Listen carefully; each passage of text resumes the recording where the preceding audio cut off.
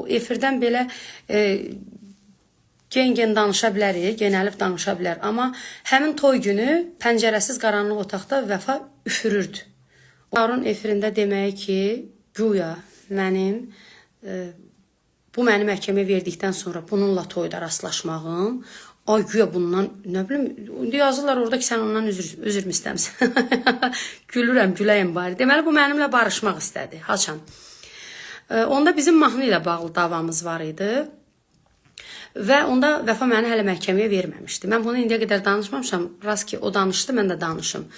Mika bununla işləyən vaxt idi. Toyda gördüm Mika buradadır. Mika gəldi mənimlə yüksək səviyyədə öpüşdü, görüşdü. Əziz dostlar, siz deyin, bir müğənni ilə danışmırsa, onun prodüseri o müğənni ilə gəlib yüksək səviyyədə görüşə bilərmi? 90% yox. Mika'nın mənimlə görüşməyində, Vəfanın da mənim stoluma yaxınlaşmamağı, Mika'nın gəlib aranı belə yumşaltmaq, Vəfanın mənə barışıq əlini uzatma kimi bunu belə algıladım və mən kinli adam deyiləm. Dedim, Mika, o nə o qaranlıq otaqda? İndi bugün, əziz izləyicilər, o efirdən belə gen danışa bilərik, genəlib danışa bilər. Amma həmin toy günü pəncərəsiz qaranlıq otaqda Vəfa üfürürdü. Orada qalmışdı, üfürürdü. Mən Mika'ya dedim ki, ayıbdır, deyə gəlsin burada otursun. Mən də yuxarı başda əyləşmişəm. Mən oxumağa qalxdıqda geri çönüb baxanda gördüm mənim bu Mika'ya dediyim sözlərdən sonra Vəfa ürəklənib, gəlib bizim stolda əyləşib. Və mən gəldim oxuduqdan sonra mənim rastıma bir qadın, o qadını da tanıyıram. Mənə bildirdi ki, nə olar? Elə bu toyda da barışın, siz söhbət də olmasın. Dedim, ay xanım, barışın deyəndə biz düşmən deyilik. O deyib Vəfa, bax, Vəfa da bər bax. Dedim, ay xanım, xoş gəlmisiniz. Birdən mi deyim? Zaten Mika da gəlib mənimlə görüşüb. Mika'nın mənimlə görüşməyə görünən kəndənə bələdçi. Vəfa göndərib də bunu. İndi ola bilər, Mika çıxar deyər, məni Vəfa göndərməyib. Amma bir müğənniyə, bir prodüserlə çalışırsa, bu müğənni o müğənni ilə danışmırsa, prodüserin gəlib o danışmadığı müğənni ilə görüşməyi mümkün deyil. Və bunu Vəfa göndərmişdi. Mən də bildim ki, aranı yumşaltmaq istəyir. Mən də onun barışıq əlini göydə qoymadım. Dedim ki, xoş gəlib, səfa gətirmişsiniz. Öz masama gəldim, öz stuluma. Çantamı götürdüm, dedim, mən Azərbaycana gedirəm, bu toyda axıra qədər iştirak edə bilməyəcəm. Və Vəfa xanım, keçin yuxarı başda əyləşin də, stolun ayağında qalmışdılar. Deyəndə toy gedə-gedə Vəfa oradan yadıma gəlir, nəsə ki, yəni siz mənə qarşı nə bilim, nə səhifələr, TikTok belə söz deyəndə mən də tələsirəm havalimanına. Ora onun yeri deyildi. Dedim, valla, ay xanım, Allah'ın da olsun, o mən deyiləm, məndən şübhələnirsən, mən deyiləm. Düzdür, mənim səsimi bununla bağlı 2 nəfər arasında olan danışığı bir müğənni qız indi türmədə yatır. O bizi bir-birimizə düşmən eləmək üçün məni öncə qızışdırır, deyir, Vəfa sənə belə deyir. Mən də 2 nəfər arasında deyirəm, Vəfa da belə, filan da belə. O səsimi yazır, Vəfaya göstərir deyə, Vəfada mənə qarşı agresiya yaranır. Onu da bilirəm. Bugün o qız hardadır? Türmədə. Bax, o cür əməllərinə görə türmədədir o. Və mən oradan getdim havalimanına, Azərbaycana uçurdum. Vəssalam, bugün Vəfa o məsələni elə qələmə verdi ki, güya ki, bu məni məhkəməyə verəndən sonra mən bunu toyda görüb, ay qız, məni, sən çox xırdasan, mən o boyda dahi sənətkar Flora xanım Kərimova ilə məhkəməsi gedən bir müğənniyəm. Və məhkəməni də udduqdan sonra, bunun altını çizirəm, udub, könüllü olaraq, oğlumun toy ərəfəsidir, sevincəyəm, anayam və o boyda sənətkarım baxdım ki, məhkəmədə belə onun duruşu, oturuşu belə məni çox məyus elədi deyə mən getdim onun əlindən, üzündən öpdüm, dedim, böyük sənətkarımız, qəlbinizə dəymişəmsə əgər, mən bilən dəyməmişəm. Amma siz elə görürsünüzsə, nə olar ki, ana ilə bala da dalaşır, mən sizdən üzr istəyirəm, oğlumu da toyuna dəvət edirəm.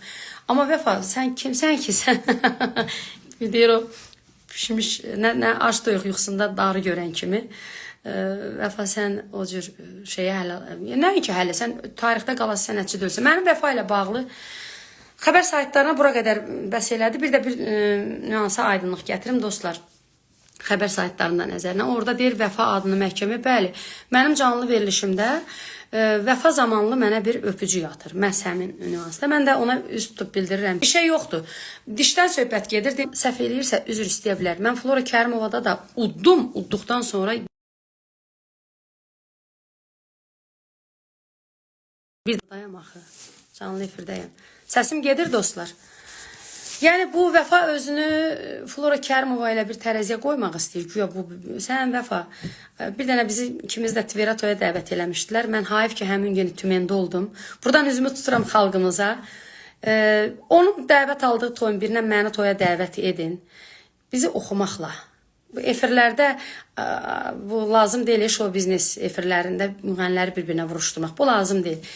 Bizi show media az. Mən buradan üzümü tuturam Azərbaycan bu toy ev sahiblərinə ki, sənətçi sənətdən danışar. Vəfa ilə məni bir toya dəvət edin. Etmişdiniz, mən zannet oldum, Tümendə toyda oldum. Keçən ayın 30-u. Sentyabrın ya 30-u ya 31 idi, 30-u idi səhv etmirəmsə. Və mən gəlim orada Vəfaya, mən demirəm mən böyük sənətkarım.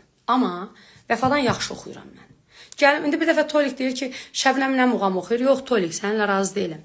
Diapazon, yüksək diapazon səsi də var, oxuduğu da muğamdır, toya aid olan muğam, bəli. Elə Vəfa da o cür oxusun, bəs eləyir. Gəlsin görək oxuya biləcəkmi? Yox, oxuya bilməyəcək.